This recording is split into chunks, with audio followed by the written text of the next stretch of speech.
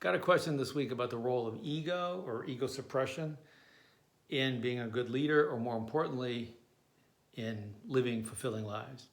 And I think it plays a role. So here's the thing about the ego. It's a fiction. It can't go and do brain surgery and pull something out and say, oh, look, I got their ego.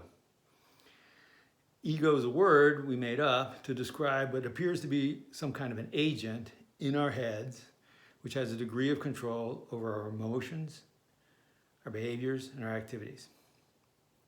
And that agent is effortless. I don't have to call it up. It happens automatically, sometimes without me wanting it to. It tends to be very short term in its focus, and it's defensive in nature. What is it defending? It's defending threats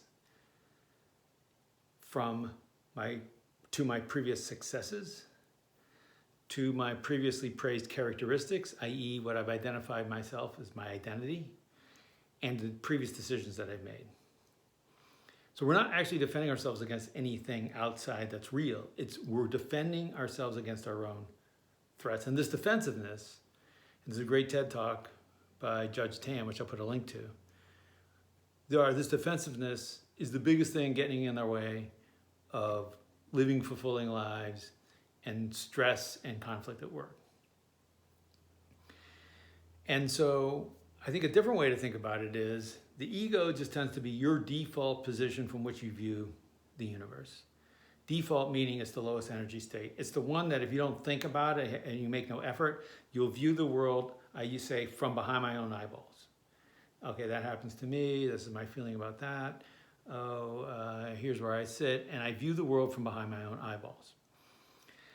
And one of the things that's very helpful is to get out from behind your own eyeballs. Just imagine yourself over there looking back at you. Imagine yourself in the future looking back at you now. And then deciding, okay, now what would I do? How should I act? So ego does play a role. And we need to be careful about when ego starts to get in the way of our learning, our relationships, our ability to forgive, and our ability to grow as human beings and let go of previously held beliefs. I'm David Marquet. That's your Free Back Friday Nudge.